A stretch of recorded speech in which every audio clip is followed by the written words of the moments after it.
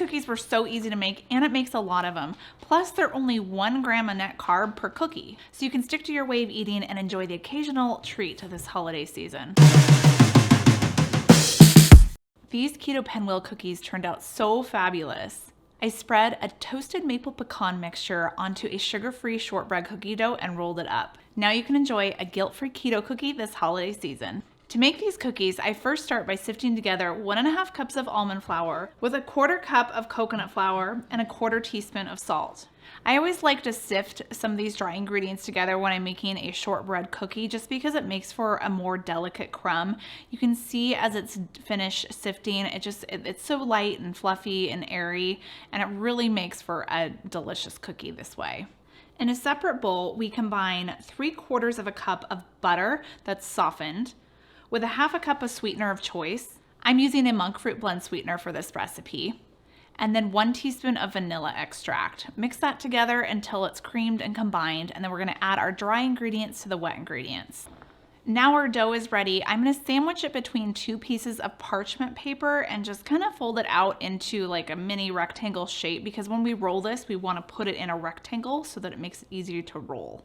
And I'm gonna refrigerate this for about 10 minutes while I work on our maple pecan filling. And this maple pecan mixture is really easy. I'm just gonna take 1.5 cups of crushed pecans, and I've already toasted these on a skillet just so it can bring out some of that nutty aroma. You don't have to do this step if you don't want to, but I think it just adds to it, brings out more of that pecan flavor.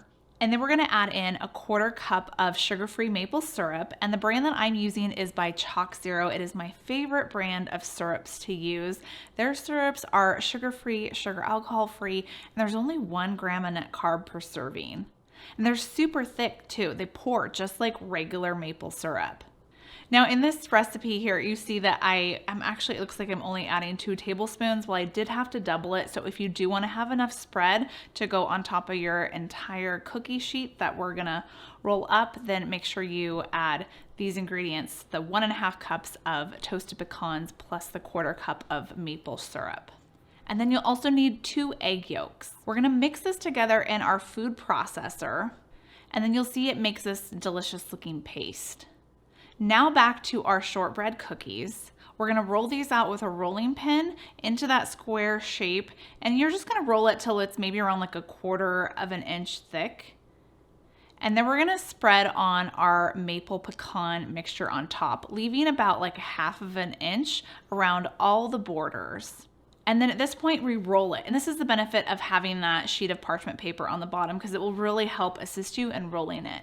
If you find that your cookie base starts to stick to the parchment paper too much, all you have to do is just pop it back in the refrigerator, let it cool, and then it will make it easier to roll.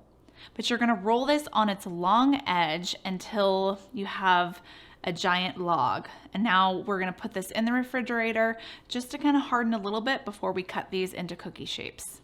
So after about 20 minutes in the refrigerator, I'm just gonna slice these with a knife into pinwheel shapes and then place it on a parchment lined baking tray. We're gonna bake these in the oven at around 350 degrees for 10 minutes. And since we used egg yolk and have that leftover egg white, if you want to, you can brush the top of your cookies with the egg white. This will just give it kind of a pretty sheen, but it's not necessary.